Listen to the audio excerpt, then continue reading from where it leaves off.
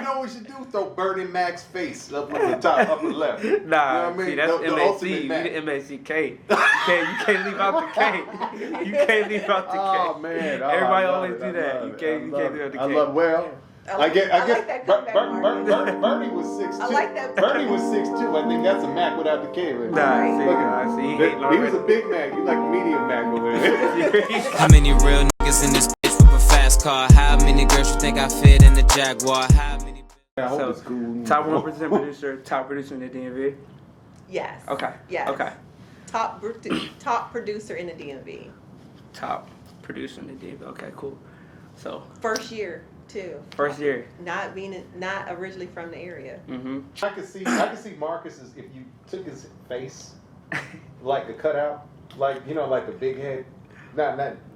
You know what I'm talking about? The head that they got at the basketball games. Yeah. Just fucking like twirl it around, like make it go like that. Yeah. At the beginning, you know how Real marketable. do your face like that. Like people, Oh, if I saw that, I would wait to see what you talked about. Yeah. I really would. Like if you have a face for that. Like if you took your face, it was like and made it like the cardboard up and down. Mm-hmm. It just made it very active. Thank God. If somebody meant like.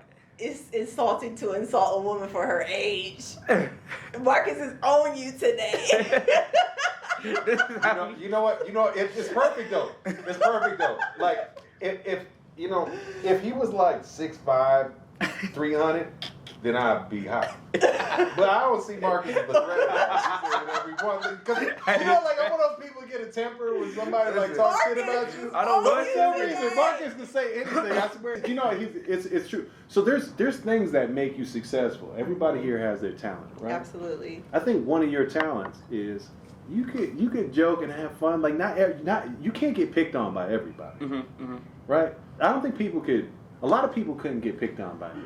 Be okay with it, right? Yeah, I mean, because I got a little edge. soft. I got a little edge to me. People are soft and sensitive. But you'll give it have fun, and it's not receipt. Like you don't cross the line, and it's never harsh. You know what I mean? Like you could tell with Marcus jokes, you don't have bad intentions, and that's really your superpower. Right. Yeah, That you can joke and stuff, and everybody already know, man. Mark's not really trying to hurt you. Yeah. You know, he's just having a little fun, man. But it comes with everybody. Space. Marcus, that's your nickname. Motherfucking safe space over there. With everybody though, it's a line you don't cross, and once you get to know somebody enough, you know what lines. Right, but right, everybody, right. you know what I'm saying? It's Right, that's an art. Not most people. Most people can't do that. Like I can't do it. I can't just go joking with everybody. I mean, 4 people might. Okay, so out of 5 people, 2 people, one person might think it's okay. The other 4th would be like, yeah, I don't like that dude. Like you'll joke, and everybody will be like, nah, he's right. cool. And like for me, I don't like to like with other females. I don't like to do a whole bunch of joking like that because that turns into bitch. You know. A lot of people don't like that word. A lot of people don't play with that word. That's like I'm not like no. When I was joking with you, I didn't mean it was okay to call me a bitch. Just right. I mean, but you've seen women do that. Seen that women do that to each other when they start to joking and do that. But they do that on TV. I've avoided that circles for a few decades now. Yeah. No, man. I'll be. I know where my circle is. It's with the Skip Baylesses of the world. Yeah, we'll just get paid. It is Skip. I wonder what's my world. Skip would do his mortgage for me. Right, selling Tampa. Selling Tampa. For sure. She can fit right in there with them. In Tampa? You know, that's where I have a little shout out to list reports. Okay. Every agent that uses list reports in Tampa sees my face. So I get viewed like 1,000. So he's talking about the TV show. Well, but that's where they are. I'm actively growing, in Florida. So think about it. You're in this changing market, yeah? You're going to have to change or die. When the environment changes, think about the polar bear. Yep. Right? Polar bear adapted perfectly to the ice. You're white. Seals can't see you creeping up on them, so you get to eat. Look, works great until the ice starts melting, right? What does the polar bear have to do? It has to adapt or die. So in real estate, the ice is melting. Quite literally. There's less there's less land to buy and sell. That's a great analogy. So you're gonna have to. That's my thing. It's like the one thing I do. And it's like weeding all the bad agents out. Weed the weak polar bears out. Yeah. Only the smart ones will survive. So Only it's the strong ones. Yeah. it's a huge opportunity. The smartest, the hardest working, the most adaptable will gain market share. And then it's like anything else. It's cyclical. You gain your market share right now for your clients. It's not just for you, right? We help them acquire real estate, and because we build wealth for them, we get a small percentage of it for doing it. But as we do that, we're establishing a bunch of goodwill in terms of a percentage of the total market. And then when the market comes back and surges, you get the percentage of that surge that you were able to get in the down market. Think about that. This is an opportunity to gain market share because so many people are like in shock by the fact that having white fur isn't quite going to do it anymore. Or whiten. So what do they do? Do you think they all adapt? No, they just lay down and die. No, Do you know how many parents are just like... Marcus had a joke for That's you. gonna go over a lot of people's heads though. Yeah. That white fur.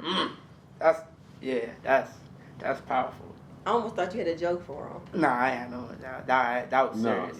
I wanted to really So absorb what that. people don't- Enjoy that moment. Yeah, I want to so absorb that. What a lot of It's a agents great don't concept. realize too is that in some areas you have to go back and look at your bottom line, like what are your expenses, and are you using your things that you bought effectively for your business? Are there some tools that you should have been using rather than adding on more stuff, more expenses? Now it's time to reevaluate what you already paying for. And is it efficient within your business? So some things you may have to scale back on, but other areas you have to go ahead and grow and expand on. That's the so there's the sexy part of real estate everybody wants to watch on TV, right? And but it's a business. It's a business. And the business part that people don't talk about is what you just alluded to. If you don't have some person on your team that is not frugal, wise with spending, and a bit frugal. Wise, like knowing when to be aggressive and knowing when to be frugal. That's a special talent. Absolutely. That will will keep any business alive. And not having that will sink the most talented person. Yep. It really would. And if it won't, it'll force the most talented person to dig into their 401k and liquidate. Get HELOCs and stuff like that to keep your business alive. And there's nothing wrong with that, but the people that have to do that usually don't have a person with your talent. And not just in a down market, just all across the board in a good market and everything. Special gift. That's a special gift. Why don't you talk about? That's the profit and loss. So you always got to watch your profit and loss every month. Absolutely. So your website creator, how long did you go through the vetting process for that? 2 years. Your gym, how long did you go through the 2 years. I'm telling you, man. There's people like me that's like, oh, that looks nice, shiny. I like the commercial. 2 years. Buy it, right? You need people around you, even if they're not making direct decisions for you. Like, it helps me to hear that because it's a reminder to keep myself to the ground. You know what I mean? You need the wild, crazy person. Yep, right? you do. You do. But the wild, crazy person, without somebody saying, get back here, Yep. you know what I mean? You're going to go too far. You're going to burn up. It is important, too. So I think what people learn from hearing this chat is, like, you have different skill sets. In just like any team sport. We all love sports, right? Your son is like your sons are on their way with basketball. You still run in the basketball circles and you still have a love for it. I can always tell when people love the game. And I dedicated. We ain't gonna say how tall Marcus is though. Well, like I part of it. He loves the game. You know, He a baby.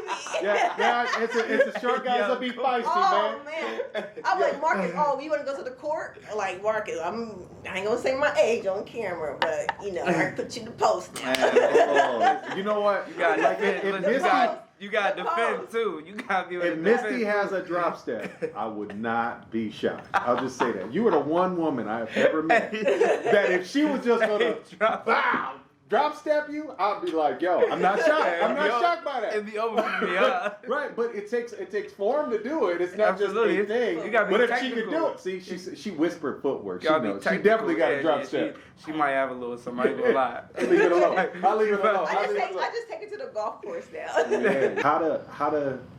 How to be in sales and not have it feel like sales. Mm-hmm. You know, like or really like when people attach the word salesman or woman to a person, then I think they think about cold calling. They think about doing uncomfortable things. And you still have to do some of those things that are uncomfortable. It's everybody's different. Yep. But what I love about it is it's going to be what you make it. So the have to term doesn't apply to me. You're more of a technician. No, not I mean techie. I mean like a technician about the way you approach it. Yeah. And I'm an artist. Yep. You pull out the calculator and I paint.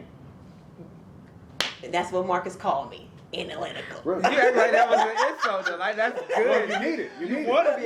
That's what I'm saying because I'm not. That's areas that I'm weak in. Yeah. So I have to surround myself with somebody that's strong in those areas. Yeah. Yeah, I'm not an analytical person. Right. I'm not afraid of that. And that's why I got Misty. Even more like analytical is one thing. I would make you more. I would call you more of an executioner, like an executor, right? Mm-hmm. You execute your plan. Yep. And the way I think about it is completely opposite end. It's like I'm thinking about my happiness from moment to moment and day to day, and I'm bending and I because you know what you said earlier. Somebody said, "Marcus Mack, that sounds famous," and it affected you. For sure. I can remember second, third grade, some teacher, you know, when they go through the roll call at the beginning, you know, got the J. It's like Eddie Jackson. Eddie Jackson. They always did right. like that. I get that my whole life. I thought that was my pet peeve too. Like Eddie. all through school, they do everybody by their first name. Yeah. Get to me, Misty Lee. Why? Yeah. I asked my teacher why. Oh, they make a big deal about your name? Yes. Maybe that's some of the formula. Put somebody in this position. They make you feel good about yourself. You sound like you're supposed to be doing something. And you I believe wanted to it. change my name at one point because they used to always do it. I'm like, I'm just going to change my name. No, So I can just be like everybody else. You went the opposite. She went to real estate celebrity. Misty Lee. I didn't know until it made sense. Yeah. Yourself as a brand.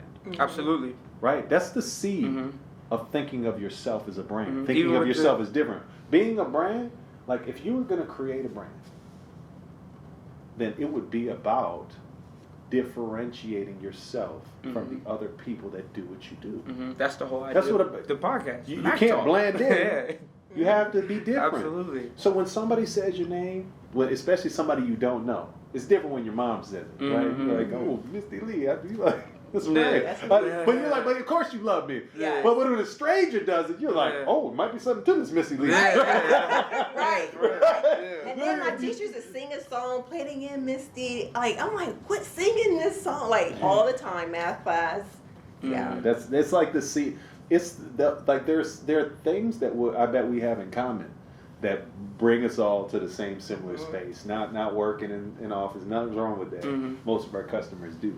Yeah. Let's talk about on that subject line. Why the golf course? And the golf course is just an idea of many that's all about the same thing. It's about taking a job that starts as sales and making it the dream job. And what a dream job is for people, it's about how you spend your time, right? It's about having the freedom to spend your time in a way that you love and enjoy. And isn't that what everybody wants? Everyone would like, especially if there's no price to be paid, and there is a price to be paid. Yeah. Oh, yeah. 100%. There's a heavy price to be paid to get to that golf course. But if you're willing to pay it, take on the risk, take on everything else that goes along with it, then the end result is you get to walk around a golf course for a living and make friends. And it's hot. Huh? And it's hot. You're not talking about the downside of the golf course. No, I'm not talking about that. I know You it'd be go hot. You don't like the heat. I was I know in it'd be Phoenix for hot 10 out there. years. I I don't think we love feel the heat. heat. I love the heat. That's why I try to go early in the Look morning. at you, get your brown on, Misty. That's why I go early in the morning. But it is I mean, you can still take phone calls, like not on the course, but like privately to the side and stuff. So you still can basically work as if you have your infrastructure in the back. So if you got somebody already processing your paperwork, like business is still moving, even though you're, have that free time and you're still networking on. It's another networking event. And if you just to break down the science for those real estate agents, mortgage people, financial advisors that might be listening, here's the way to think about it. The people that you want to do business with, right? Just think about it. Who do you want? Your people you want to do business with may not be at the golf course. May not be. Right? But you should identify who you want to do business with. Think about where they spend their time at the most successful level. And be there with right? them. And then go hang out there. 100%. Right? My favorite, like I thought it was yesterday, my favorite analogy for it, I'm going to share. It's the lion analogy we talked about earlier. Did I bring up the lion earlier in the well? Yes, the lion in the well. The roar. No, the roar is something different. The roar is different. I didn't tell you this. This is, so you think about it. The lion goes to the well. I need some water. That's not really wise. Well, she's there because the girls hunt. Mm-hmm. The lion goes to the water. It'd be nice to have a drink. But the reason the lion goes to the water is because that's where the antelope go. 100%. So we're not trying to eat our customers. We're trying to meet them. Those are two different things. But the fact is, if you're in the business of meeting people and establishing friendships, you should think about what they need. The antelope needs water. Mm-hmm. And go to the water. Don't look for the antelope. Look for the water. Look for the water. Mm-hmm. And then the golf course is a platform for, number one, relaxation for busy people. Mm-hmm. It's not free, so it's not cheap. Costs, right. So the people that are there have resources, right? And it takes some dedication, a willingness to go take on a challenge, because I don't care who you are. And it's not a team sport; it's an individual. Yeah, so you can't hide. Yeah, you can't hide in golf. Yeah. So it's like if you mess up, it's all on you. You can't blame nobody. Right. You got to take on the frustration. Nobody can hold you up. Nobody's gonna hold your hand. Coaches, it's just the ball, the golf, the club, the trees. Yeah. You got to figure it out. So let's take it back. And I like people like that. So I want to go get them. Let's take it back from the beginning. Like, touch on how y'all began, right? Like, whenever that was, right? Because we're not going to talk about age, right? So we're going to bring out whenever y'all began. 43. Whenever I'm y'all happy to be alive, man. Whenever y'all begun. You know what I'm saying?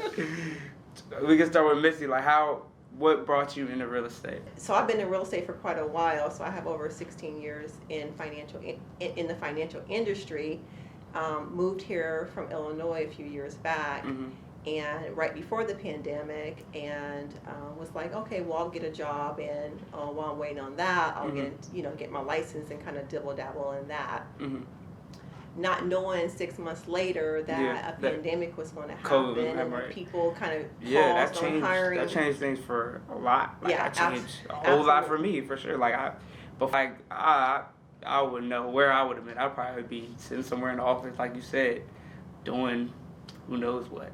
I definitely wouldn't be doing real estate. So yeah, so absolutely. So when that happened, I kind of leaned more onto my financial experience, saying for the process of, okay, well, if you're going to make this work, because this is the only way right now, you need to get in front of as many people as you can during COVID. How difficult is that? Try to have as many phone call meetings. Try to get as many listings as you can. And just do whatever you can. Send notes in the mail, phone calls, COIs. I didn't have any COIs. I only had my aunt and our walking group, literally the walking group of a few ladies. And then right before COVID, we had a coming out, hey, I'm in real estate type thing, like literally January. And then end of January, and then like February 14th or 16th, they shut everything down.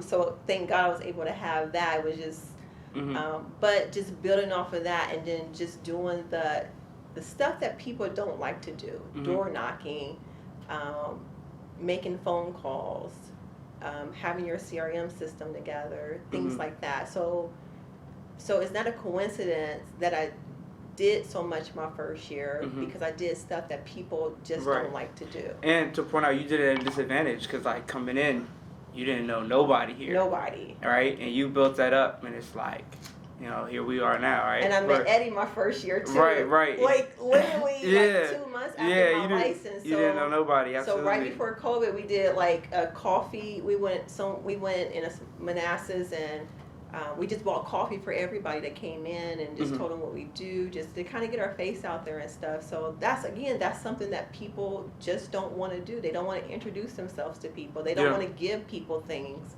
And it's, you know, Eddie and I, well, you know, we both kind of put it out as givers. So, you know, I believe in the universe and stuff. Yeah. I didn't want to speak for you. But, absolutely. you know, it's not saying that looking for anything in return, but it's just a way of life. Yeah, it's like we touched on it before, just the law of reciprocity, like you were saying. You know, naturally when you pride yourself on giving and trying to help people, you know what I'm saying, they're going to want to give that back to you. Yeah. So that's what I try to focus on too. Absolutely. So we go take it to you, OG. You know and tell them a little about, you know what I'm saying, big NYC, you know what I'm saying. Well, before I want to hit on the giving. It's look, as at our highest level, what we're doing is observing and analyzing the human condition and being a driver of improving it. If you can improve the lives of others, then they'll participate as you help them. Absolutely. We shouldn't get through this without talking about the thing we do is guide people to invest in the best asset in the world to acquire, United States real estate. And anytime you do something, so go back to the human condition. The difference between being in sales and being a master of business is like not just waiting for an opportunity or looking for an opportunity. You are looking at what they're going through, and you see it, and you know where the pain points are, and you're helping them towards their best interest. So I know that humans don't like doing new things. No. You like doing the thing you do over and over again. And by definition, if you've never bought a home before, this is going to be a new thing. Absolutely. So I have to help you do something that's going to take some effort that you've never done before for your own good, not for mine. I don't help people get mortgages because I want money. It's not why I do it. It's a factor, but the reason I help people get mortgages is because they need to do it. And if you get on the phone with me and ask me a question and you're thinking about it, then I'm an advocate for home ownership. I feel like it's my job to make sure you understand that you're on the right path and to help you get through that period where where you might not get through. Like the same thing, the gym analogy. Everybody wants to get in shape. But they don't want to go. Nobody wants to add the habit. It's not when I'm at the gym, everybody's smiling at me. We're friends. High five is my favorite thing to do outside of hanging with my family. It really is. Going to settlements. I love there's a number of things I love, but I love going to the gym. It's not a pain point anymore. But part of the reason is because being surrounded with all these people that have made it through that barrier that so many people can't, and seeing how happy they are with their lives. And now it's a necessary thing. They wouldn't give it up for anything. I'm not talking about just the people that are there. I'm talking about when you look at the people that are in the gym that are super fit, they're all on top of life. They're not just fit. They're happy. They wouldn't be anyplace else. That's why they're there. They're not there to pay the price. How many people do you know that are walking around in the places they are, but they're the one place they would love to be? I don't see it. I see people limping around. Yeah. So I feel like, hey, I figured out how to crawl out of the dirt with my parents' assistance. and raising me well, to a place where I love being where I am almost at all times. If I don't love being there, I'm not going to be there. So talk about that. Like, So what I want to help them. what was the dirt for you? Like, when we talk about things like getting out the mud, right? That term everybody says, got it out the mud. This, you know what I'm saying? Yeah. So what was that for you when you come from the dirt to now of being successful? Yeah. So the short version is, I'm from Schenectady, New York. I'm from New York. In New York City, people don't respect where I'm from. Yeah. Think about that. Where is Schenectady, New York? Albany is the capital. Okay. The capital of New York is someplace nobody goes. But the thing about people where I'm from, when you hear rap songs, people talk about people getting set upstate. Mm-hmm. They get set upstate. I'm upstate. Yeah. So when you get out of jail upstate, you don't go back down to New York City. It's too far. You stop where I am. And I came up in an economically depressed environment. GE had left as I was a child, and the whole economy was built on GE building semiconductors or whatever they did. So you said a blue collar area. Yeah. So and then they moved out. Your blue collar area, the big company moves out. Now what do you have? Yep. Nothing. And I grew up in nothing. Puerto Rican and black neighborhood. The cousin I looked up to was literally the biggest drug dealer in upstate New York. Yeah. And Cut that was out. under Nah, this is bro. Look, this is great. Yeah. I'm at Thanksgiving and this dude's walking in like, but the point Bro. is, Misty face don't want me. no, but the point is, the version of me you see, the version of you see. This be so white type stuff. Wait a Hey, people want to be entertained. Here's what I believe. you know what I'm talking about? All people You know what I'm talking about? No. Okay, you cut it out. Nah, I don't know what you're talking about. I don't know nothing. Young and Sorry, Layla, we gotta bleep all that out, man. She naming names and whatnot. Like, come on. Look. My uncle, I've got an uncle with arms that big, literally. That's an Air Force dude. My uncle Tony, shout out. He moved. He came back from Germany while Trump was president. Stayed for 6 months and flew back to Germany. And he's like, I'll just visit the U.S. You can cut that out if you want to, or leave it. Why he look? Leave it. I'm like, what? You know, Pat Riley's from where I'm from, right? Oh, really? Not Skip Bayless though. No, not Skip. Matter of fact, this kid, Willie Dean. We'll include it in the thing. Shout out to Willie during You giving all the shout out. There's a reason.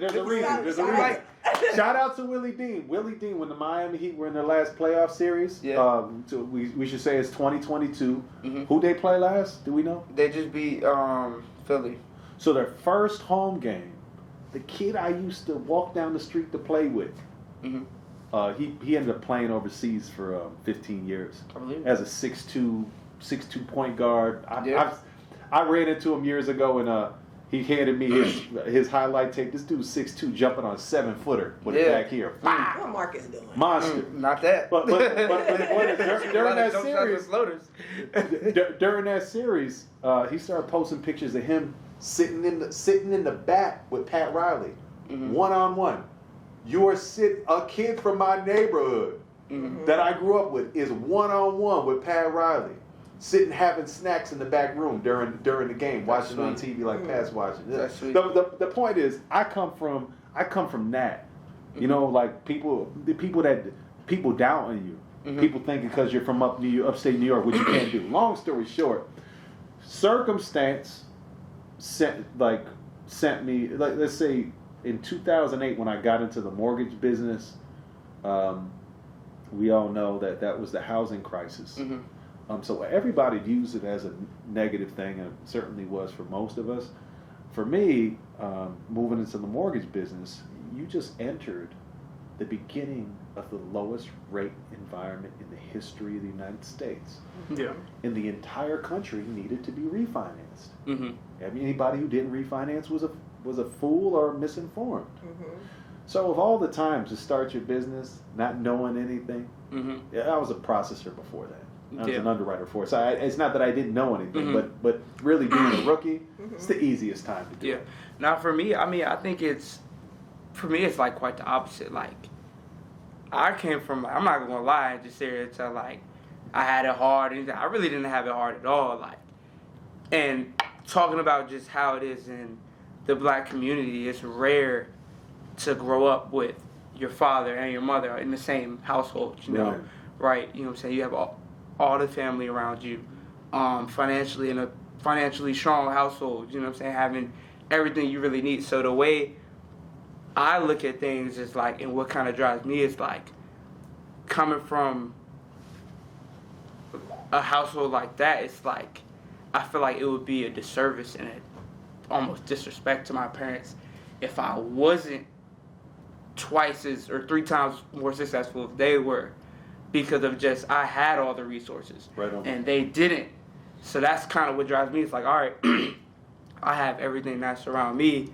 I got to make sure I bust myself to make sure I'm utilizing everything. Right on. And that's kind of how I look at it. And that's really kind of like, so how I got into real estate was really before the pandemic. I was in school for 3 years. And at the time, I was one of my very first mentors. I was working in a clothing store. And it was a guy named Reggie. The clothing store is called Pursuit. And we were in there, and we used to just chop it up about everything, like any and everything.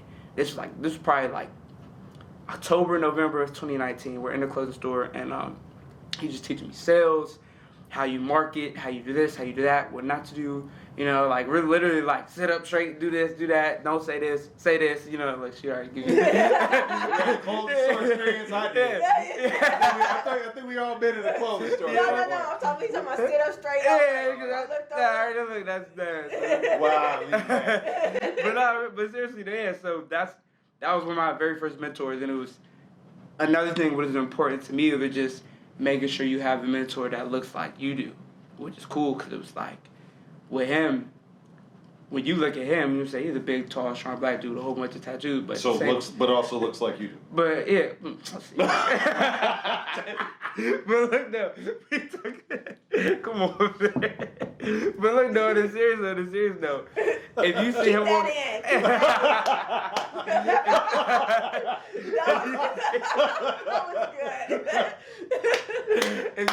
if you seen him walking down the street, you wouldn't know he was, you know, a multi-millionaire. He owned a business whenever he kept things running, you know what I'm saying, really like had a system and things. So, and I remember when COVID happened and I was back at home and they sent everybody home back in like March of 2020, I'm like, dang, what I do, you know what I'm saying, I'm finishing school from home, and I think it was like towards the end of my junior year.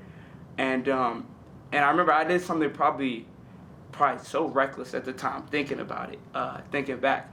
I was on the phone with him, and I was talking to him, and I was like, yeah, because at this time I had left the company, and I started an internship with like a marketing team in Virginia Beach, and I was doing like another type of sales. We were like, it was like for a soccer team. It was like a minor league soccer team down there. We were going out marketing to like different companies and whatnot. So then when COVID happened, obviously I lost the internship, and I was back home, and I remember it was like the last week of classes I was finishing up. It was literally like finals in the middle, like studying for my finals. And I'm on the phone with him, and I'm talking about, I was like, yeah, man, it's COVID stuff crazy. What do you do for your business? And he's telling me, like, oh, man, I'm doing this, I'm doing that. Online is jumping. This is how we growing, this is how we down. I'm like, dang, like, that's what's up. That's cool. And I remember we were just talking, and he sent me like a couple books to read. He sent me a couple about like Robert Kiyosaki, like the Rich Dad Poor Dad stuff. And I started reading the books, and I remember we were on the phone, and he was just like, yeah, and like, as for school, he was like, man, you should drop out. You know what I'm saying? Just leave, find something to sell, do that. And I remember after he said that, and I hung up the phone, I was like, I remember I probably threw my school stuff down that same day and picked up a whole bunch of real estate books. And ever since then, it's just been straight real estate. There's a point of mastery with real estate specifically where it starts to be time, even it begins to be time to fill rooms with people. Yep. Because I've seen people less talented than the people that we have in this room filling rooms with people, and they have some other areas, and God bless them. I'm happy to see my people doing well. But that's not what I'm talking about. Is if you just, what's our responsibility, right?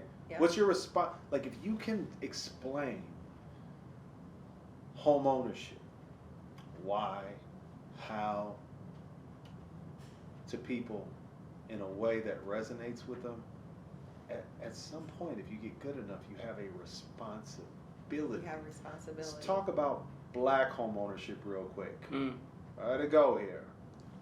The fact is, when our veterans returned from Vietnam, the black veterans did not get their 100% financing VA loan. Yeah. Mm-hmm. Those homes were bought for 15, 20, 30,000. They're worth 500,000 right now. Mm-hmm. This would be a good time to post the wealth gap numbers. Oh yeah. I need to do a families shout out. in the black families. We can do shout it. out, go get them. I gotta shout out my girl Vaughn. She runs Veteran to Veteran. She has about 700,000 veterans, disabled veterans that she helped with disability and stuff to get their 100% disability, or even questions around, people may be having suicidal thoughts, and they kind of come together to kind of find the person and make sure they don't harm themselves. So it's just like an outlet group that I'm not saying, because I'm not a veteran, but I support her. So hopefully in the future I can be able to do more things to support her too, and the veterans. That's awesome. But she's 100% Vaughn. That's my girl. Yeah. Dedicated to the disabled veterans. Absolutely. Yeah, and that's great. I'm like I said, I'm my family's Air Force. Yep. And this is definitely great content. We gotta do a part 2 for sure. Cause I know if I let you, you're going. Oh, we can talk. We can go all day. Listen, we can go all day. So I'm gonna just wrap it up. Misty Lee, the top producer, one of the top producers in the DMV. Yes. Eddie Jackson, top 1%. Thank you, Marcus. Absolutely. Marcus Mack. I appreciate y'all coming on for Mac. Look, this is man. y'all part of the beginning, right? This is episode 1, take 1. So I appreciate y'all for coming on. Yeah. For Shout out me. to your camera. Yeah, shout out to my man Spencer. All that's gonna be tagged. Everybody's gonna be tagged. All that, man. So definitely appreciate y'all coming on. And until next time, for sure. How many real niggas in this bitch with a fast car? How many girls you think I fit in the Jaguar? How many